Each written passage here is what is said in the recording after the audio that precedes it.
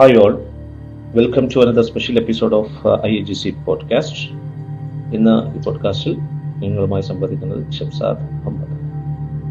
ഇന്ന് September 10 world suicide prevention day.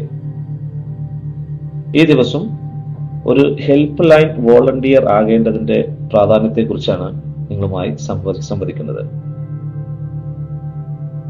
നമ്മുടെ സമൂഹത്തിൽ മാനസികമായി സംഘർഷങ്ങൾ അനുഭവിക്കുന്ന ഏറെ ആളുകളുണ്ടല്ലോ. ഓരോ വ്യക്തികളും സൂയിസൈഡ് ചെയ്യുവാനായി തീരുമാനിക്കുന്നതും ഇത്തരം മാനസികമായ സംഘർഷങ്ങൾ അവർക്ക് താങ്ങാൻ പറ്റാതെ വരുന്ന ഒരു സാഹചര്യത്തിലാണ്.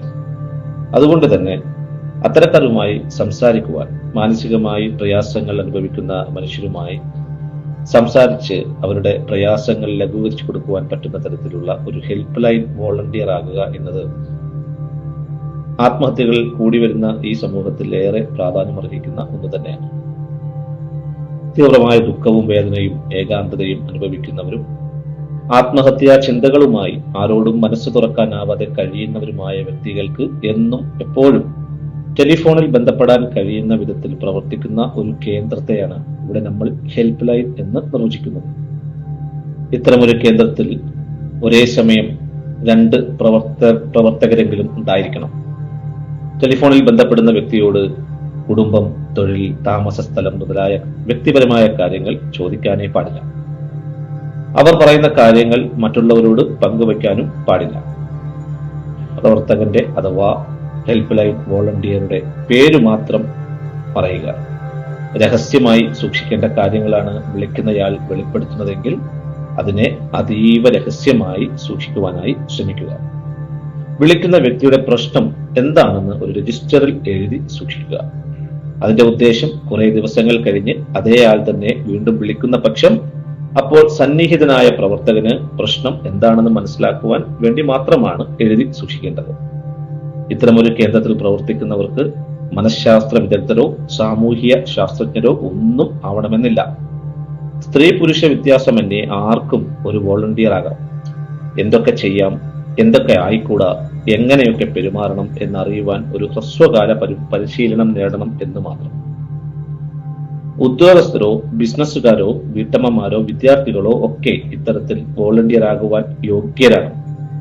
ഓരോ ദിവസവും ആരൊക്കെ അവിടെ ഉണ്ടാവണം, എത്ര മണിക്കൂർ പ്രവൃത്തി ചെയ്യണമെന്ന് മുൻകൂട്ടി തീരുമാനിച്ചിരിക്കണം. വിളിക്കുന്ന വ്യക്തികളെ സ്വന്തം ഭവനത്തിലേക്ക് ക്ഷണിച്ച് കൂടുതൽ പരിചയപ്പെടാൻ ശ്രമിക്കുന്നത് നിഷിദ്ധമാണ്. അതുപോലെ തന്നെ പ്രശ്നങ്ങൾ പറഞ്ഞു തുടങ്ങുന്നവരോട് രാഷ്ട്രീയമോ മതപരമോ വർഗീയമോ ആയ കാര്യങ്ങൾ പറയുകയോ പ്രശ്നപരിഹാരം സ്വയം നിർദ്ദേശിക്കുകയോ പാടില്ല. പണം കൊടുത്ത് സഹായിക്കുന്ന ബാധ്യത ഏറ്റെടുക്കുവാനും പാടില്ല. മുഖ്യമായും ഇത്തരം ഹെൽപ്പ് ലൈനുകൾ കൊണ്ട് ഉദ്ദേശിക്കുന്നത് സൗഹൃദം പങ്കിടുക, നീറുന്ന മനസ്സിന് കുളിരായി ഒരു ആശ്വാസവാക്ക് പറയുക, ഏകാന്തമായ ഒരു ഹൃദയത്തിന് കൂട്ടായി മറ്റൊരു മനുഷ്യ വ്യക്തി ഉണ്ടെന്ന് വിളിക്കുന്നയാൾക്ക് മനസ്സിലാക്കി കൊടുക്കുക. ഇതൊക്കെ മാത്രമാണ്. 1953 ഇത്തരത്തിൽ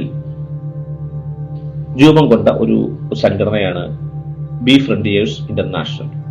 അതിന്റെ പ്രവർത്തനങ്ങൾ വളരെ ശ്ലാഘനീയവുമാണ്. അതുപോലെ മാതൃകാപരമായ ഹെൽപ്പ് ലൈൻ സെന്ററുകൾ നമുക്കും തുടങ്ങാവുന്നതാണ്.